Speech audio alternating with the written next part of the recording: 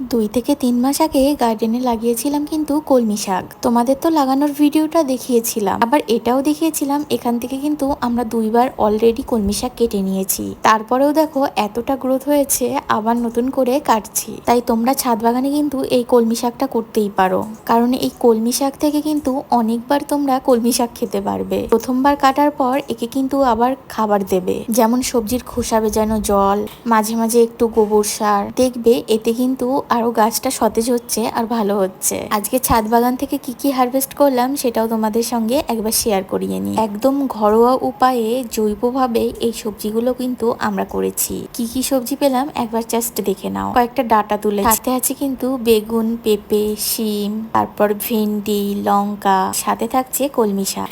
এখনো কিন্তু বাজারে শিম ওঠেইনি, আর সেই অনুযায়ী কিন্তু আমরা গার্ডেনে শিম ফলিয়ে ফেলেছি। ভিডিওটা ভালো লাগলে অবশ্যই সাবস্ক্রাইব করে পাশে থেকে